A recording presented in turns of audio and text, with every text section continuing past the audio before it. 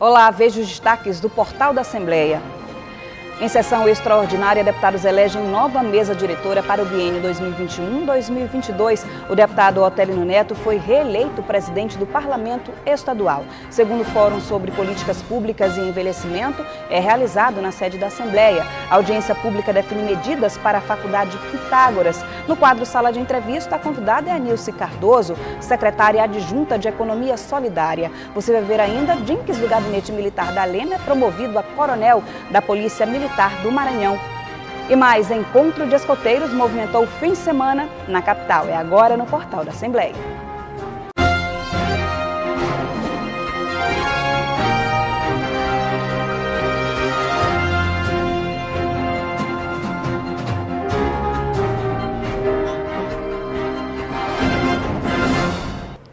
Terminou agora há pouco a sessão extraordinária que elegeu a nova mesa diretora da Assembleia para o biênio 2021-2022. O deputado Otelino Neto foi eleito por unanimidade presidente do Legislativo Maranhense. A repórter Ticiane Chuvas acompanhou a sessão direto do plenário e tem as informações. O presidente da Assembleia Legislativa, deputado estadual Otelino Neto, acaba de ser reeleito presidente do Legislativo Estadual em sessão extraordinária que elegeu a nova mesa diretora para o biênio 2021-2022. A chapa Igualdade e Democracia foi eleita para a nova mesa, que tem a participação de todas as correntes políticas que atuam no plenário da Casa. Na nova composição, deputados como Rildo Amaral, César Pires e Paulo Neto. A posse dos novos dirigentes acontecerá em fevereiro de 2021 e o mandato é de 2 anos. Ticiane Chuvas para a TV Assembleia. Ainda falando sobre a movimentação aqui na Assembleia, fique por dentro da agenda de atividades no Parlamento Estadual nesta semana. Os detalhes com o repórter Ronald II. Olá, olha, será uma semana de muitas atividades aqui na Assembleia Legislativa do Maranhão. Já na terça-feira, a partir das 8 horas da manhã, haverá uma audiência proposta pela Comissão de Obras e Serviços Públicos da Casa, que tem como presidente o deputado Felipe dos Pneus. Em seguida, na terça-feira, a partir das 11 horas da manhã, uma sessão especial vai tratar sobre a Fundação Antônio Dino, questões orçamentárias, atividades promovidas pela Fundação aqui no estado. Essa sessão foi proposta pelo deputado Dr. Iglesio. Na quinta-feira, dia 9, a partir das 11 horas da manhã, haverá uma sessão solene proposta pelo deputado Neto Evangelista, que vai homenagear defensores públicos. Vale destacar que todos os anos, no dia 19 de maio, é o dia que foi escolhido para homenagear os defensores públicos. Vale lembrar que, além dessas atividades, nós teremos, é claro, também as sessões plenárias da Casa, que acontecem de segunda a quinta-feira. Na segunda-feira, a partir das 4 da tarde, às terças, quartas e quintas, sempre a partir das 9h30 da manhã. E, é claro, você pode acompanhar todas essas sessões com transmissão ao vivo através do canal 51.2 ou TVN 17. Ronald II para a TV Assembleia. Segundo dados do Tribunal Regional Eleitoral no Maranhão, cerca de 58 mil maranhenses correm o risco de ter o título de eleitor cancelado. A razão é não terem votado nem justificada a ausência por 3 eleições consecutivas. O prazo final para regularizar a situação termina hoje em todo o país. Em caso de cancelamento, o eleitor pode não conseguir obter documentos pessoais e até ser impedido de conseguir empréstimos. Para economizar tempo, a Justiça Eleitoral permite que o início do processo de regularização ocorra pela internet, na página tse.jus.br. Após o preenchimento dos dados pessoais, a página possibilitará ao eleitor a emissão da guia de recolhimento da União para a quitação da multa no valor de aproximadamente R$ 3,50. Depois de regularizar o pagamento da pendência, o eleitor precisará se dirigir ao cartório eleitoral mais próximo para então regularizar a situação até às 6 da tarde de hoje. A Procuradora da Mulher na Assembleia, a deputada Helena do Ailib, participou das discussões do 2º Fórum Políticas Públicas e Envelhecimento, realizado no Auditório Fernando Falcão, aqui na Casa. O debate foi promovido pela Pastoral da Pessoa Idosa da Igreja Católica. A deputada Helena do Ailib, procuradora da Mulher na Assembleia, participou do 2º Fórum de Políticas Públicas e Envelhecimento, realizado no Auditório Fernando Falcão. No encontro foram debatidos temas de interesse da sociedade em geral, principalmente referentes a melhoria da qualidade de vida do público da terceira idade. Nós precisamos nos preparar, graças a Deus, por este crescimento da população depois dos 60 anos e principalmente a mulher. A projeção é que nós vamos ter mais mulheres idosas com mais de 60 anos e nós precisamos ter políticas públicas eficientes. E nós precisamos fortalecer cada vez mais os estados, os municípios, para receber essa população ativa, essa população com toda a sua sabedoria, para nos ensinar e nos traçar caminhos melhores. O fórum foi uma realização da Coordenação Estadual da Pastoral da Pessoa Idosa, que diz que é preciso planejar e melhorar a estrutura física das cidades para atender melhor as pessoas que estão envelhecendo no país. A gente sabe que o Brasil envelheceu muito rapidamente. O que a França demorou 150 anos para envelhecer, o Brasil fez isso em 25 anos. Então a gente já está se deparando com muitas dificuldades no envelhecimento. E a gente quer sair daqui com uma proposta concreta para entregar para as autoridades civis, militares, eclesiásticas, que esse documento chegue até a presidência, se for possível. Pessoas de todas as idades participaram do encontro.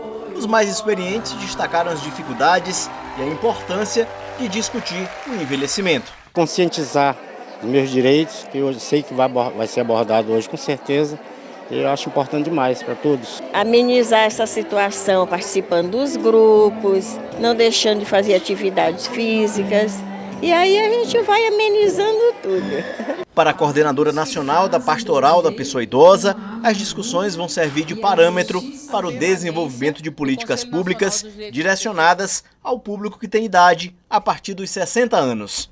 O envelhecimento não atinge apenas o Brasil, atinge de maneira bem positiva, né? Queremos destacar que o envelhecimento ele deve ser visto de maneira muito positiva. Então é um ganho que estamos vivenciando, porém um ganho que vai trazer muitos desafios, já está trazendo muitos desafios.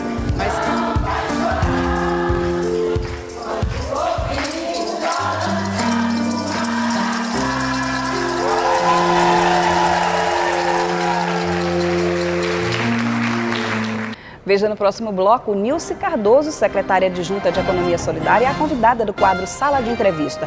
O portal volta já.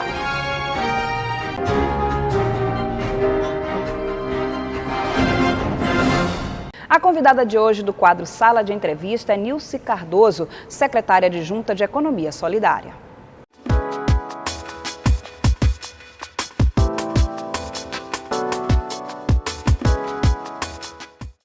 Olá, boa tarde. Está de volta o quadro Sala de Entrevista e que bom sempre contar com o carinho da sua enorme e indispensável audiência. Hoje nós vamos falar sobre trabalho e economia solidária. Nós vamos conversar aqui com a secretária adjunta da Secretaria de Trabalho e Economia Solidária do Estado do Maranhão, Nilce Cardoso, que vai bater um papo com a gente sobre trabalho e economia no Estado do Maranhão. Secretária adjunta, de mais nada, é uma satisfação tê-la aqui na TV Assembleia. A satisfação é nossa de poder trazer aqui os nossos trabalhos, nossa política, né, do trabalho da economia solidária nesse momento. É um momento, digamos assim, bastante adverso em um cenário nacional em relação à questão do trabalho e onde nós somos responsáveis por essa pasta aqui no estado do Maranhão.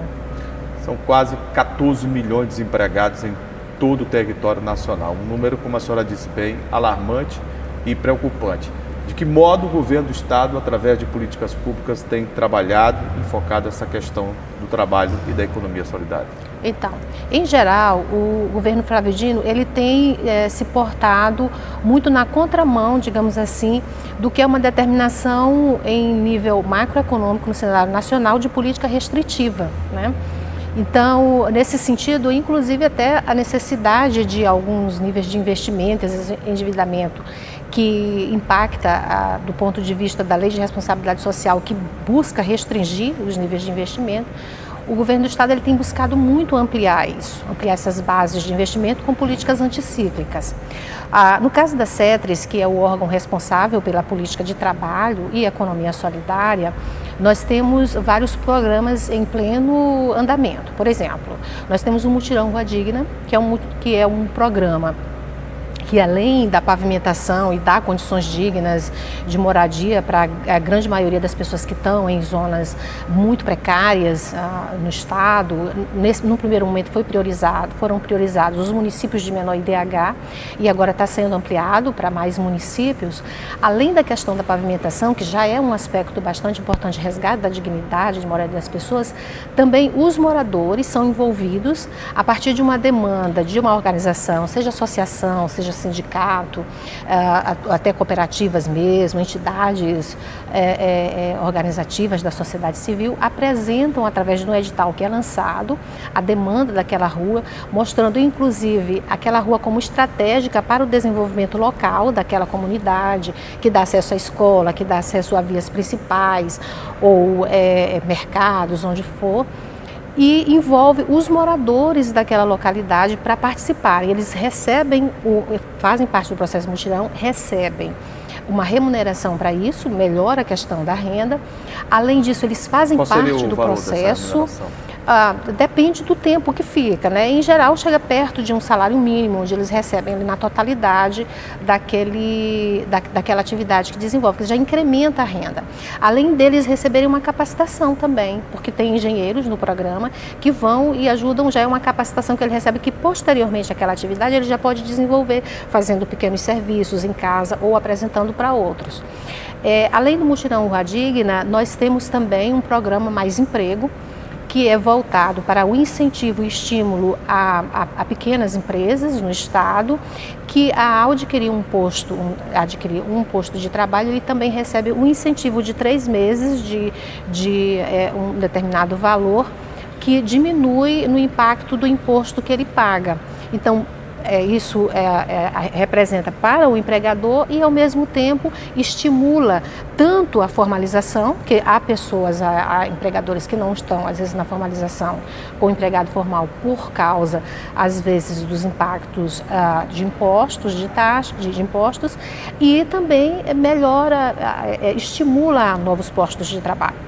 Nós temos também a orientação ao microcrédito, quer dizer, nós não damos microcrédito, mas orientamos aquelas pessoas que queiram investir numa pequena iniciativa de empreendedorismo individual, inclusive.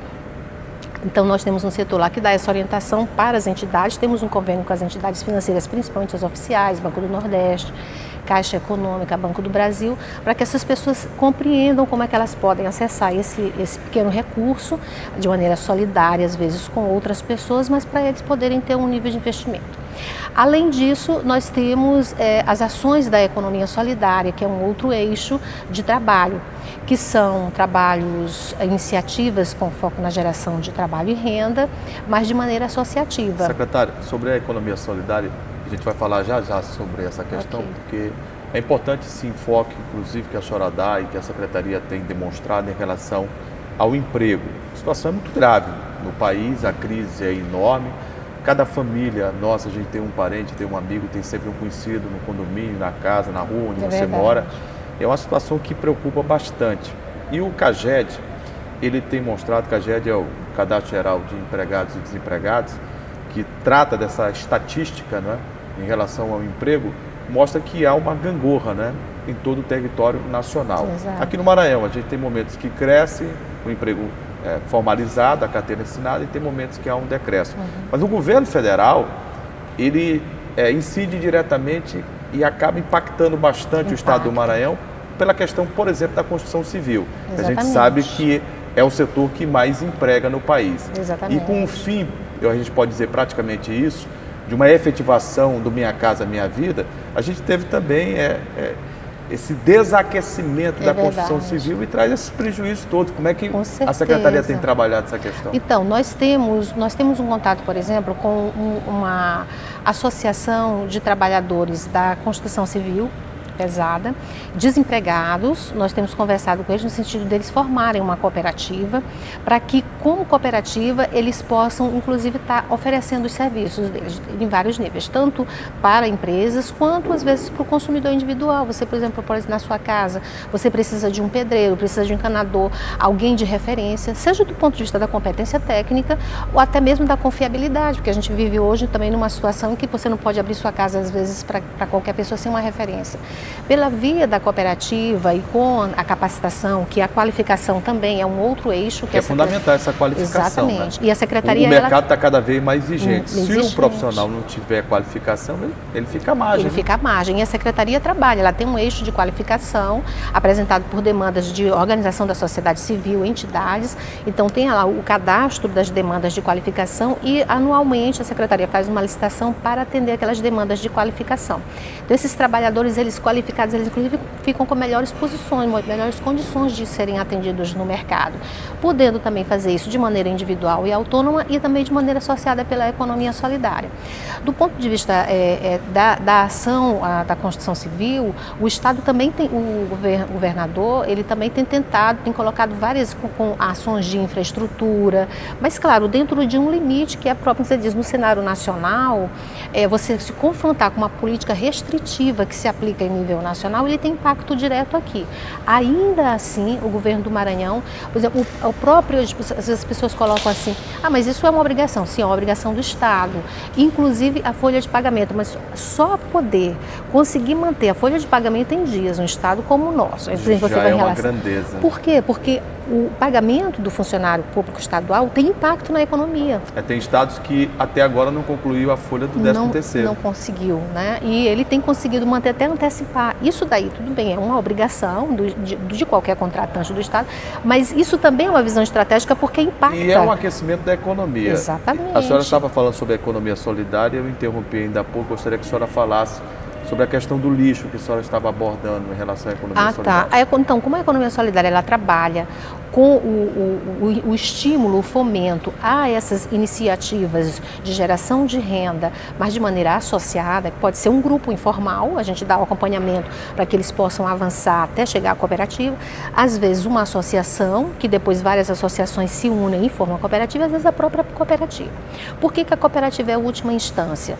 Porque a cooperativa, de fato, exige um grau de organização mais avançado, porque a gente poderia fazer uma analogia e dizer, a cooperativa é como se fosse uma empresa, é um tipo de empresa, só que não há uma relação de subordinação. Todos são cooperados, todos são associados. E ali eles também têm que se registrar na junta comercial, pagar impostos, ter toda aquela relação, todo aquele controle de fluxos administrativos financeiros para que eles possam depois fazer a divisão entre os próprios cooperados e se manter no mercado. Então, nós temos, a Secretaria hoje trabalha com, por exemplo, os catadores e catadoras de resíduos sólidos dentro da política nacional de resíduos sólidos.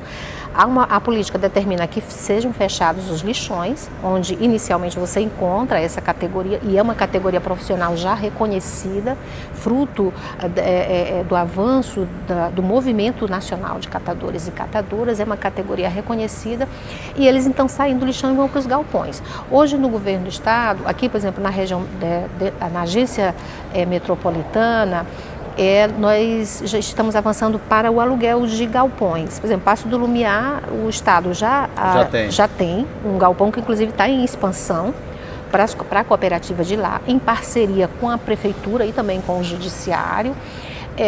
Onde esses catadores, o lixão foi fechado, os catadores foram para o galpão e agora então eles estão recebendo os resíduos dos grandes geradores que foram contactados pela prefeitura, pelo governo do estado e pelo judiciário. Eles recebem esses resíduos e vendem, mas a ideia é que eles possam avançar para além do recebimento do resíduo e de repassar para a indústria recicladora, que eles possam também ter atividade de reciclagem para ampliar ainda mais a sua geração de renda.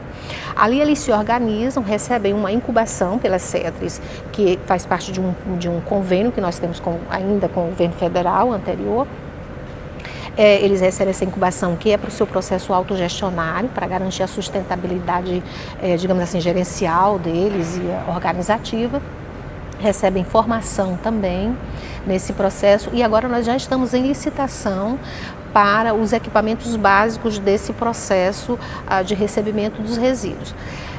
esteiras, balança, prensa. Demora, secretário? Já está em andamento. Já está em andamento. Eu acredito que até julho a licitação esteja pronta e nós já estejamos entregando em 15 municípios esses equipamentos básicos. Além dos EPIs, os equipamentos de proteção individual que eles vão receber. E da própria qualificação que eles passam, né? Porque eles o manuseio recebem. com resíduos sólidos, né? Exatamente, porque no lixão, eles estão vulneráveis à doença. Ninguém é para trabalhar em lixão. Até porque lixão nem é para existir, né?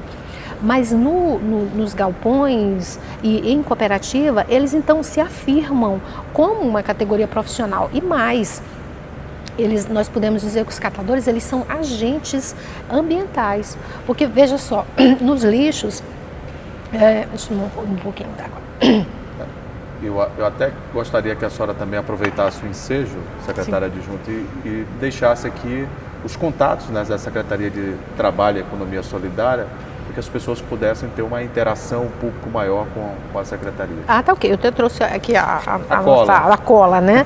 Nós temos, por exemplo, o Instagram, nós temos @CetresMaranhão, nós temos o Facebook, que é Secretaria do Trabalho, MA, o Twitter, que é Cetres, MA, e tem o CRESOL, que a gente estava falando de economia solidária, e hoje nós temos um Centro de Referência Estadual de Economia Solidária, que é uma espécie de laboratório onde nós incubamos esses empreendimentos, associações, cooperativas, grupos informais, para se afirmarem nesse processo produtivo de consumo. Nós já temos uma loja lá, trazemos, por exemplo, quebradeiras de coco. Hoje elas processam, mais do que quebrar o coco, elas processam, elas já produzem... Elas fazem o processamento. Processamento de sabão de qualidade, sabão de coco de qualidade, azeite. Nós temos licores produzidos pelas cooperativas, artesanato de todas as formas, bolsas, as rendeiras, nós temos trabalho das rendeiras lá. Tem a feirinha que acontece 2 vezes na semana de produtos orgânicos e em transição para orgânicos com qualidade, livres de veneno. Da melhor qualidade. Secretário, eu ficaria muito mais tempo conversando com a senhora aqui, mas o tempo urge. Tá ok. Né? E faltou dar só o endereço do CRESOL. Não vai faltar mais, a senhora pode passar, então, inclusive agora. É @CRESOLMA, que é o Instagram, e o telefone que nós temos lá também do CRESOL, para quem quiser encomendar, conhecer melhor. É o 98305 5446. Pronto. Eu conversei aqui no quadro Sala de Entrevista com a secretária adjunta da Secretaria de Trabalho e Economia Solidária, a Nilce, né, que esteve aqui com a gente batendo um papo sobre as atividades da Secretaria. Secretária, muito obrigado. Eu que agradeço, nós que agradecemos. Conte sempre com a gente na TV Assembleia. Ok, muito obrigada. Nós estamos à disposição para trazer cada vez, inclusive trabalhar talvez de maneira mais específica cada tema, para que a população conheça, procure, se aproprie, né, da política que está sendo desenvolvida nessa linha do trabalho da economia solidária. Muito obrigada. E nós ficamos por aqui com o quadro Sala de Entrevista de hoje. Até uma próxima oportunidade. A seguir, as principais informações do nosso estado estarão de volta no portal da TV Assembleia. Convido a você a ficar ligado.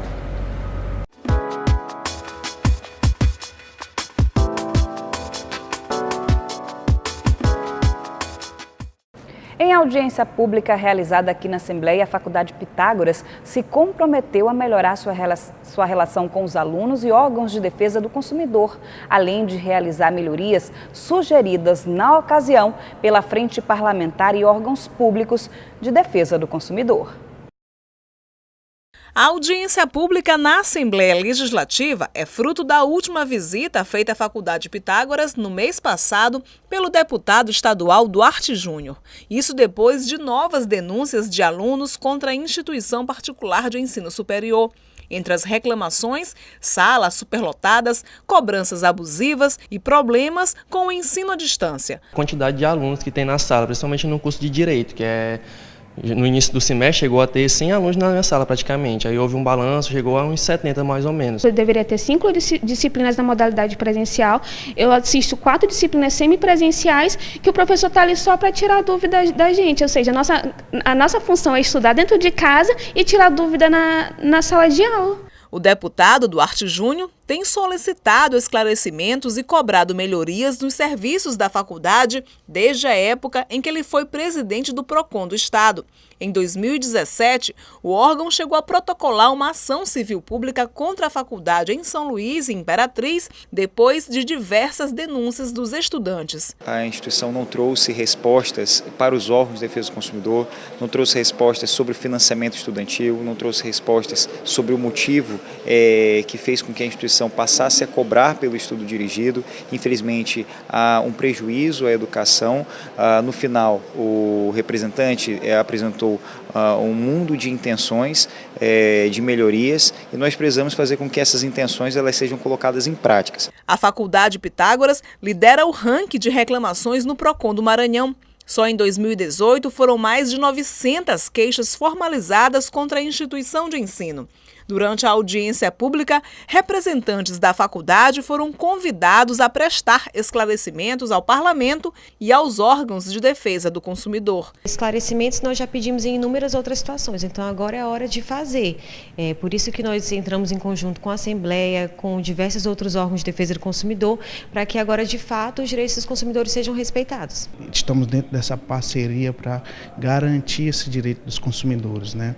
Vejo que são pessoas que de fato são carentes de um direito principal, que é direito à informação, certo? Infelizmente, os alunos carecem dessa proteção e o trabalho que está sendo feito é nesse intuito de ajudar. E recentemente chegou uma situação também bem grave na DECOM, de uma aluna que fez a matrícula e está tendo os documentos retidos pela instituição. Então ela não consegue nem cursar a faculdade, porque eles não deram andamento da matrícula, nem matricular-se em outra instituição. E esse fato é um crime. De acordo com o defensor público Rairon Laurindo, a Faculdade Pitágoras também é hoje a empresa mais reclamada na Defensoria Pública Estadual do Consumidor. Ao final da audiência, a Defensoria Pública vai encaminhar uma série de soluções que entende cabíveis para solucionar o problema desses estudantes, que muitas vezes eles perdem a graduação, perdem formaturas, né? O sonho da educação superior acaba sendo perdido em razão de práticas supostamente abusivas por parte da faculdade. O diretor da Croton Pitágoras apresentou argumentos para os problemas na faculdade, mas ainda assim deixou a desejar nas explicações. O curso tem 3.000 horas, ele é calculado em cima de 3.000 horas, tá, de aprendizado. Então a metodologia que é utilizada para um semestre, para outro semestre ou entre os cursos é a mesma, tá, balizado pela lei e pela metodologia de como isso aí é calculado dentro da instituição. Segundo o deputado estadual Duarte Júnior, podem ser tomadas medidas na esfera judicial por conta da persistência na péssima qualidade dos serviços de educação da Pitágoras aqui em São Luís. Caso em uma semana nós não tenhamos as respostas solicitadas aos alunos em prol de uma melhoria no processo de ensino-aprendizagem, nós vamos avançar com procedimentos judiciais e até mesmo aqui dentro da Assembleia para garantir que a educação, que é um direito fundamental, seja garantido com qualidade e eficiência em respeito a todos aqueles alunos e alunas. Começou hoje o prazo para as inscrições do Exame Nacional do Ensino Médio Enem 2019. O cadastro deve ser feito pelo site oficial da prova, enem.inep.gov.br/participante e vai até 17 de maio. A taxa de inscrição é de R$ 85. Neste ano, a prova será aplicada em 2 domingos seguidos, 3 e 10 de novembro. Mesmo quem obteve a isenção desse pagamento precisa se inscrever. Os candidatos que não têm isenção devem pagar a taxa entre 6 e 23 de maio em agências bancárias, casas lotéricas e correios. A Polícia Militar do Maranhão promoveu oficiais da instituição na última sexta-feira. A solenidade reuniu autoridades políticas e também da área da segurança do Estado. O coronel Marcelo dos Santos Dinques, coordenador operacional e administrativo da Assembleia Legislativa, também foi promovido. Oficiais do Estado do Maranhão.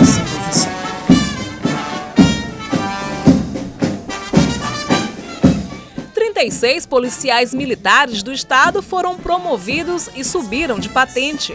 Entre eles, o oficial Marcelo dos Santos Dinques, chefe adjunto e coordenador operacional e administrativo da Assembleia Legislativa do Maranhão. Ele agora é coronel da PM. A promoção foi por merecimento pelos serviços prestados à segurança pública do estado. O coronel Jenkins agradeceu pelo reconhecimento, em especial ao presidente da Assembleia Legislativa do Maranhão, o deputado estadual Otelino Neto. Processo de reconhecimento, da pessoa do presidente Otelino Neto, a quem eu quero agradecer, e foi um grande entusiasta desse momento, dessa nossa promoção, e que, entendendo das nossas qualidades, foi um intermediário para que nós possamos alcançar essa patente nesse momento.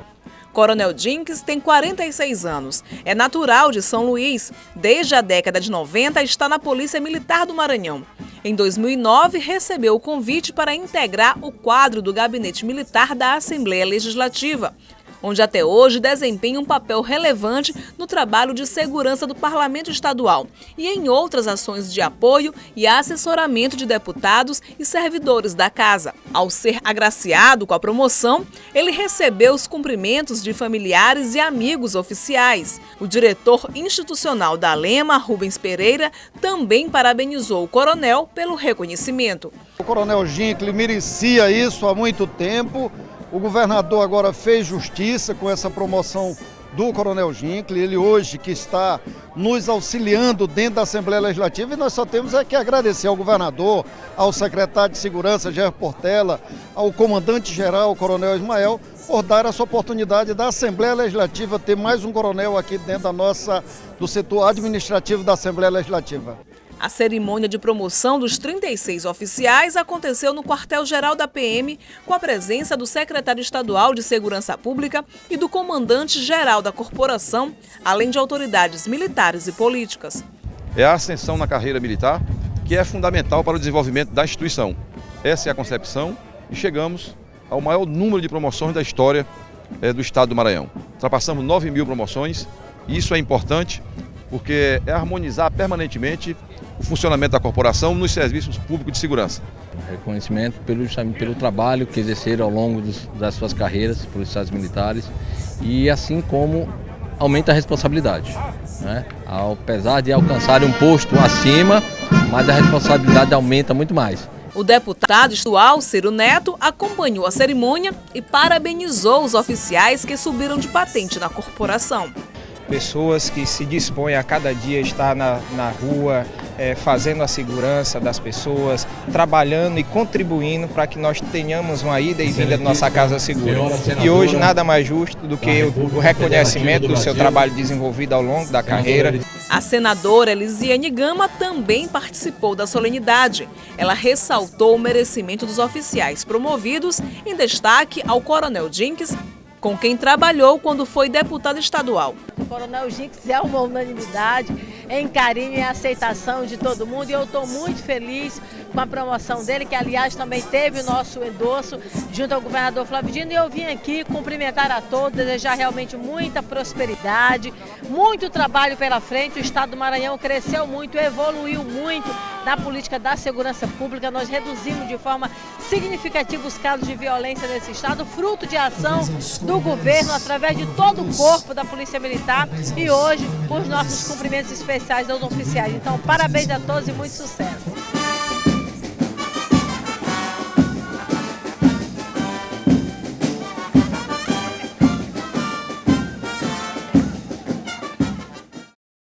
O Dia Mundial dos Escoteiros é comemorado em 23 de abril. Para celebrar a data, foi realizado um encontro no fim de semana na capital. Para participar das comemorações, os antigos escoteiros foram convidados. Os primeiros passos no mundo do escotismo são dados pelos lobinhos. Assim são chamadas crianças que têm o seu primeiro contato com este universo que mistura educação, diversão e formação de caráter. Este é o quarto grupo de escoteiros Visconde de Cairu, um dos mais tradicionais da capital maranhense, que beira os 60 anos de existência. Este foi o encerramento de atividades da semana em homenagem ao Dia Mundial dos Escoteiros, celebrado em 23 de abril.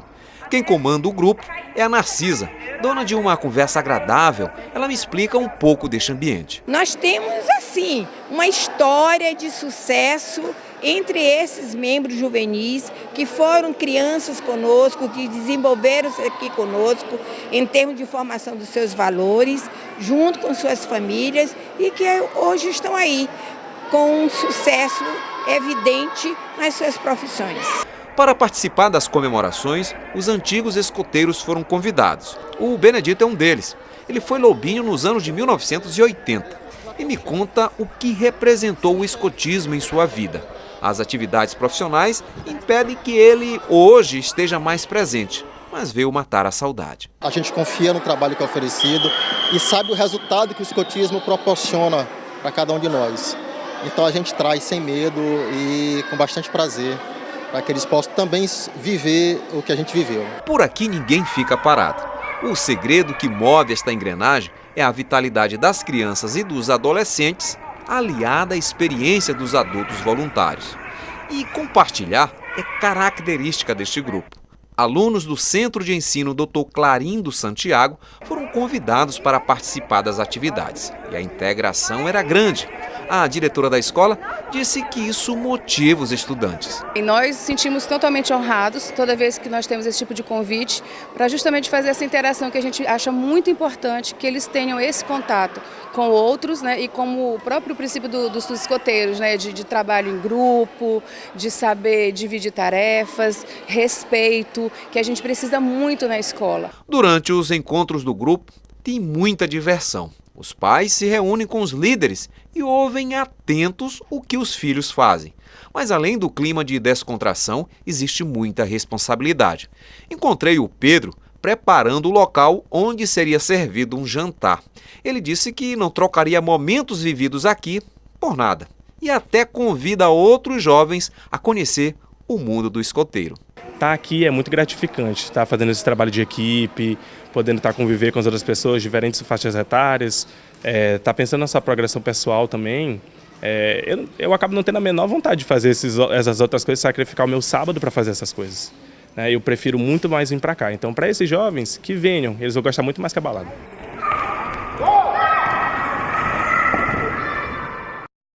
O Portal da Assembleia fica por aqui. Para rever a entrevista e as reportagens de hoje, acesse o site al.ma.leg.br/tv.